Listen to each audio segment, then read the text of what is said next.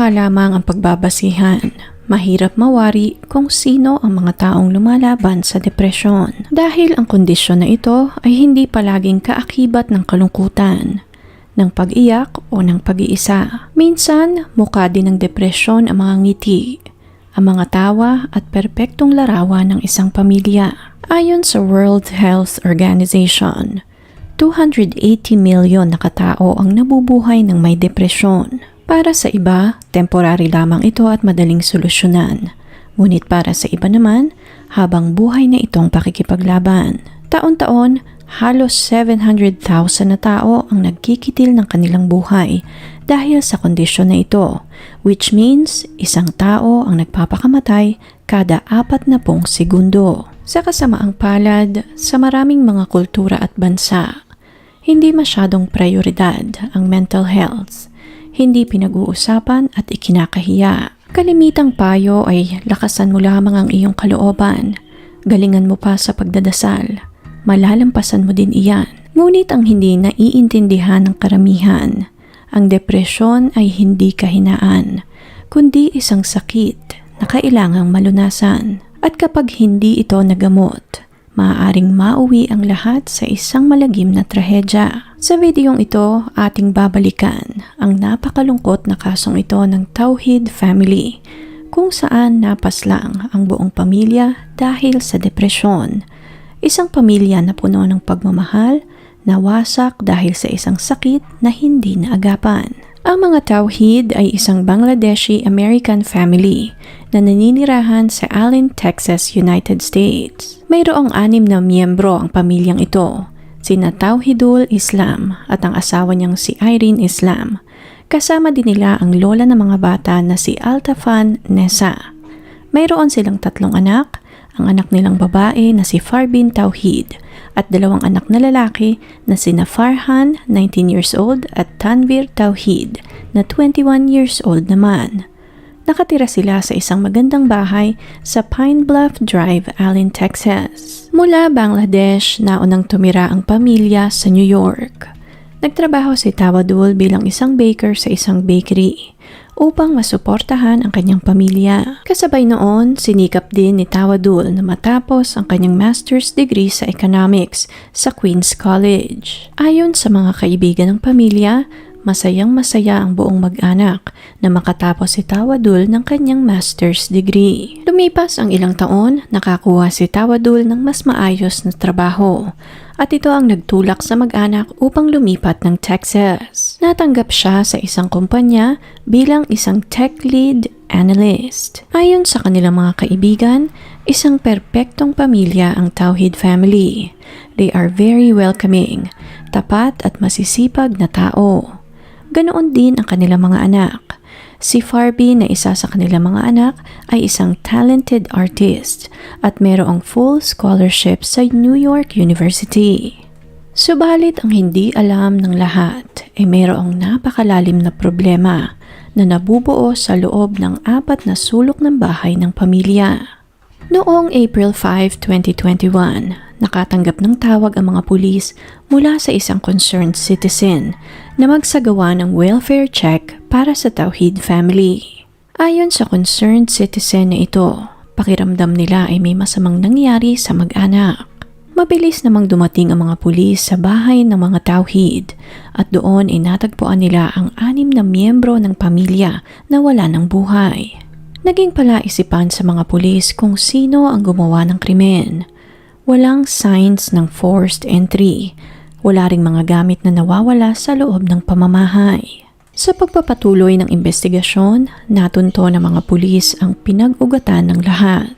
Nangyari ang insidente dahil sa pangako ng 2 magkapatid na lalaki na sina Farhan at Tarvin sa isa't isa. At lahat ito ay dinetalye ni Farhan sa isang napakahabang post sa Instagram. Sinimulan niya ang post na ito ng, "Hey everyone, pinatay ko ang aking buong pamilya." Base sa sulat ni Farhan, nasa ika-9 na baitang pa lamang siya nang magsimula ang laban niya sa depresyon. Dahil sa tindi ng kanyang pinagdadaanan, halos 2 beses sa isang araw niya sinusugatan o sinasaktan ang kanyang sarili. Unang beses na nangyari ito noong 2017. Gamit ang isang gunting, dahan-dahan niyang ginagasgasan ang kanyang pulso hanggang magdugo ang kanyang balat. Masakit noong una, pero habang tumatagal, hinanap-hanap niya ang ganoong pakiramdam. May kakaibang hatid na satisfaction para kay Farhan na makita na dumadaloy ang dugo sa kanyang balat. Sa pagdaan ng mga araw, mas naadik pa si Farhan sa pakiramdam na iyon. Hindi na sumapat sa kanya ang gunting, kaya't pinalitan niya ito ng kutsilyo. Mas mabilis at mas malinis ang mga sugat. Noong una ay 1 beses lamang sa 1 linggo, hanggang naging 3 beses, at ang sukdulan ay 2 beses sa 1 araw. Minsan kahit nasa eskwelahan, hindi niya mapigil ang kagustuhan na saktan ang kanyang sarili. Hindi na rin niya mabilang kung ilang eksaminasyon ang ipinasa niya ng walang sagot dahil sinusugatan niya ang kanyang sarili sa palikuran. Dahil sa mga ikinikilos na ito ni Farhan, iniwan siya ng kanyang mga kaibigan. Sinubukan naman nilang tulungan ang kaibigan, subalit kahit na anong sabihin nila ay hindi ito nakikinig. Na-realize nila kalaunan na hindi pala biro ang magkaroon ng kaibigan na may depresyon. Lahat ng kanilang payo ay pumapasok lamang sa isang tenga at lumalabas sa kabila. Kahit na ganoon ang sitwasyon, may bahagi pa rin sa utak ni Farhan na nakaka-recognize na mali ang kanyang ginagawa. Sinubukan niyang humingi ng tulong sa iba pa niyang kaibigan, ngunit walang nangyayaring maganda sa tuwing susubok siya. Either iiwan siya ng mga tao sa ere o sinasabing nababaliw na siya. Dito na siya lumapit sa kanyang ama upang humingi ng saklolo. Ginawa ni Tawadul ang lahat ng kanyang makakaya para maipagamot ang kanyang anak. Nang sumapit ang summer break ng taong iyon, dinala siya ng kanyang ama sa isang mental health camp at doon ay na-diagnose si Farhan. Binigyan siya ng mga gamot at mga coping mechanism katulad ng journaling at iba pang mga bagay na makakapagpalibang sa kanya. Sumailalim din si Farbin sa therapy. Dahil sa ginawang ito ng kanyang ama, mas bumuti ang kalagayan ng binata. Gumanda ang kanyang pangangatawan at umayos din ang kanyang grades sa eskwelahan. Nagpatuloy ang improvement na ito hanggang senior year na siyang pinakamasayang taon sa buhay ni Farhan. Nagkaroon siya ng napakagandang nobya, naging isang programming genius sa kanilang klase at nagkaroon ng bagong mga kaibigan. Nakapasok din siya sa University of Texas na pangarap niyang eskwelahan. Ngunit kahit na maayos na ang lahat, inamin ni Farhan sa kanyang post na may mga gabi na naroroon pa rin ang kagustuhan na saktan ang kanyang sarili. At sa tuwing mararamdaman niya iyon, dinodoble niya ang dosage ng kanyang gamot upang mapigilan ang urge na muling hiwain ang kanyang sarili. Minsan ay gumagana ito, ngunit kalaunan ay hindi na rin. Nang tumuntong ng college, dito na nag-iba ang takbo ng lahat. Nahirapan siyang sumabay sa takbo ng college life. Hindi siya makatagal sa mga lectures. Hindi niya rin masundan ang kanilang mga pinag-aaralan. Hindi siya makafocus upang gawin ang kanilang mga assignment at proyekto sa eskwelahan. Masyadong na-frustrate si Farhan sa sitwasyon na iyon, kaya't bumalik siya sa kanyang dating pagkatao. Sa loob ng ilang buwan, nanatili lamang siya sa kanyang dormitoryo. Sinusuntok niya ang pader, tumatawa ng mag-isa, at umiiyak lamang si Farhan sa loob ng kanyang kwarto. Mayroon siyang 2 kasama sa kwartong iyon na parehas din namang walang pakialam sa kanya. Dahil sa behavior na ito ni Farhan, kalaunan ay napatalsik siya sa nasabing dormitoryo. Hindi na rin niya ipinagpatuloy ang kanyang pagkokolehiyo. Maliwanag sa post ni Farhan na napakalungkot ng kanyang puso. Kahit na anong gawin niya di umano, ay hindi niya maramdaman ang saya sa kanyang buhay. Nakapasok siya sa pangarap niyang university, nagkaroon siya ng nobya, nagkaroon ng mga bagong kaibigan, ngunit hindi niya maramdaman ang totoong ibig sabihin ng mabuhay, na maging masaya, kontento at malaya. Matapos mag-drop out sa kolehiyo, walang nagawa si Farhan kundi bumalik sa bahay nila sa Allen, Texas. Malimit niyang kasama ang kanyang kuya na si Tanvir at dito niya nalaman na katulad niya, nakikipaglaban din pala ito sa depresyon. At ang matindi pa dito ay mas malala pa ang sitwasyon nito kaysa sa kanya. Nang sumapit ang February 21 ng parehas na taon, kinausap ni Tanvir ang kapatid na si Farhan at dito isinuhestyon ni Tanvir sa kapatid na kung hindi sila gagaling ay kikitli na lamang nila ang kanilang buhay. Kasama din sa plano ang paslangin ang kanilang buong pamilya. Ang kanilang dahilan dahil mahal na mahal nila ang kanilang pamilya. Naisip ni Tanvir na kung mamamatay sila, tsak na malulungkot ang kanilang mga magulang, pati na rin ang kanilang lola. Sila ang dahilan kung bakit pinilit nilang magkapatid na mabuhay ng 20 taon at hindi nila kakayanin na makita silang malungkot dahil sa kanilang pagkamatay. Kung mawawala silang lahat ng sabay-sabay, wala nang malulungkot pa sa kanilang pamilya. At dito na nga nabuo ang plano ng magkapatid. Ang plano ay bibili sila ng 2 baril.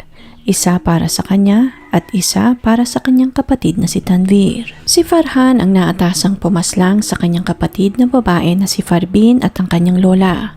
Si Tanvir naman ang papaslang sa kanilang ama at ina. Kapag wala na ang lahat, saka naman sila magkikitil ng buhay. Itinagdag din ni Farhan sa kanyang post na parang isang joke ang gun control sa Amerika.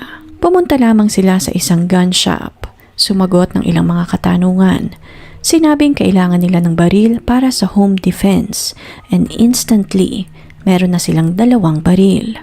Napakadali ng proseso. Bago isagawa ang krimen, sinubukan din ni Farhan na i-donate ang kanyang pera sa GoFundMe upang makatulong sa mga nangangailangan. Ngunit naging napakahirap ng proseso para sa kanya, kaya't nagdesisyon na lamang si Farhan na mag-donate sa charity. Matapos iyon, isinagawa na ng magkapatid ang pamamaslang. Sa huling parte ng post ni Farhan, idinagdag niya na maaaring mabilis na nawala ang kanyang buong pamilya at maaaring hindi sila maintindihan ng iba nilang kaanak. Ngunit ng puntong iyon, wala na silang maisip ang ibang paraan upang matahimik ang napakagulo nilang pag-iisip.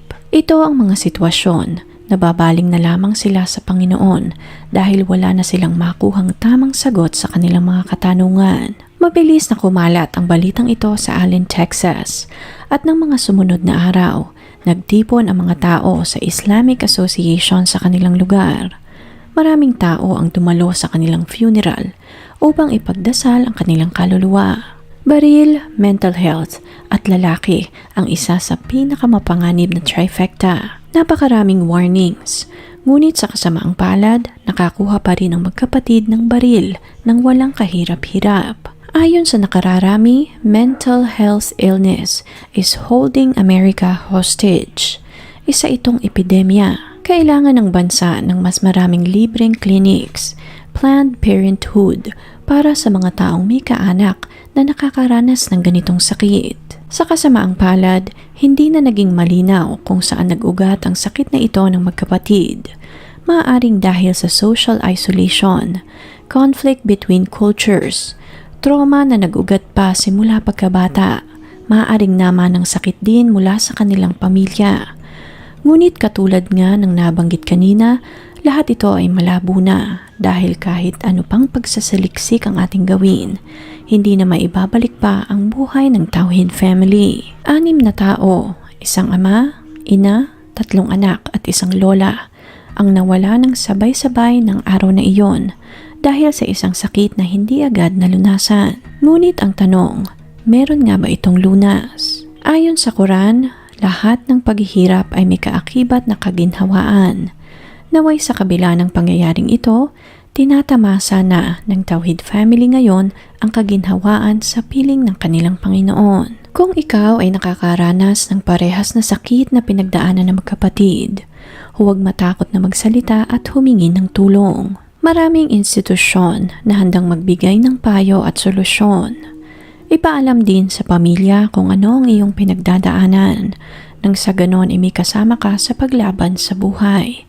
At higit sa lahat, magdasal at tumawag sa may kapal dahil sa huli, ang Diyos lamang ang kayang magpagaling ng kahit na ano pa mang karamdaman. Kung interesting po ang kasong ito para sa inyo, please leave a comment and share your thoughts sa comment section below. Please click on the subscribe button and notification bell as well para updated kayo sa mga susunod pang videos. Salamat po and see you on the next one.